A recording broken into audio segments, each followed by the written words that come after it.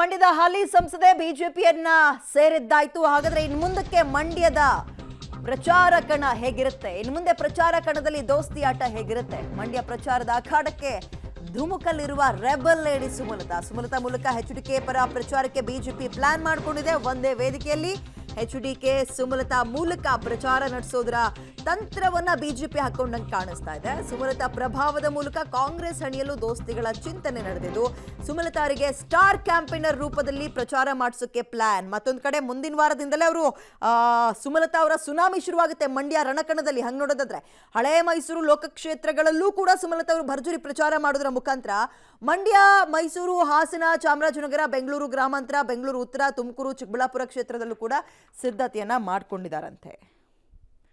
ಭಾರತೀಯ ಜನತಾ ಪಕ್ಷವನ್ನ ಸೇರೋದು ಅತ್ಯಂತ ಹೆಮ್ಮೆ ಹಾಗೂ ಸಂತೋಷದ ವಿಷಯವಾಗಿದೆ. ಇಲ್ಲ, ನನಗೆ ಈವರೆಗೂ ಆ ರೀತಿಯ ಆಹ್ವಾನ ಏನಿಲ್ಲ. ಸಹಕಾರ ಕೇಳಿದ್ದಾರೆ ಅವತ್ತಿನ ದಿನ ಮನೆಗೆ ಬಂದಾಗ. ಪಕ್ಷದ ವತಿಯಿಂದ ನನಗೆ ಬರಬೇಕು, ಅವರೇ ಪ್ಲಾನ್ ಮಾಡಿ ಕೊಡ್ತಾರೆ. ಆ ರೀತಿ ನಾನು ಎಲ್ಲಿ ಹೋಗ್ಬೇಕು ಅನ್ನೋದು ಪಕ್ಷದಿಂದಲೇ ಆಲೋಚನೆ. ಅಭಿಷೇಕ್ ಅಂಬರೀಶ್ ಅಟ್ ಪ್ರೆಸೆಂಟ್ ಪಾಲಿಟಿಕ್ಸ್ಗೆ ಇಲ್ಲ. ಅವರು ಈಗ ಅವರು ಬಿಜೆಪಿಗೆ ಸೇರ್ತಕ್ಕಂಥದ್ದು ಮೊನ್ನೆ ತೀರ್ಮಾನ ತೆಗೆದುಕೊಂಡಿದ್ದಾರೆ.